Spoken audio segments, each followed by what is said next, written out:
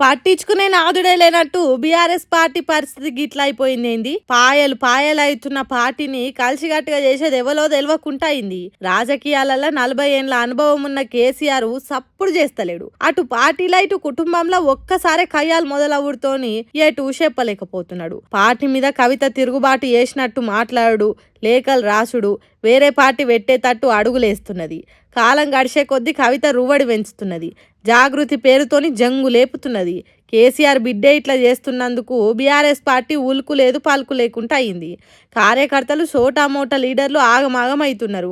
ఎవల దిక్కు నిలబడాలనో ఎవలది న్యాయమైన పోరాటమో తెలియక అయోమయం అవుతున్నారు. మొన్న ఇందిరా పార్క్ కాడ జాగృతి ఆధ్వర్యంలో కవిత ధర్నా చేసింది.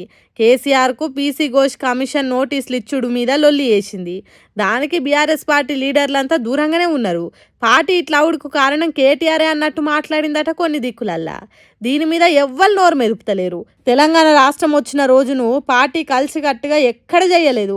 అమెరికాలో కొందరు, తెలంగాణలో ఇంకొందరు, అక్కడిక్కడ ఇంకొందరు అన్నట్టు చేసిండ్రు. కానీ కవిత మాత్రం తండ్రి కేసీఆర్ను కాదన్నట్టు ఎక్కడ మాట్లాడతలేదు. కేసీఆరే మా నాయకుడు అంటాంది. అంటే కేసీఆర్ అభిమానులు, కేసీఆర్ వర్గమోళ్లను తన దిక్కు తిప్పుకునే ఉపాయం చేస్తున్నది.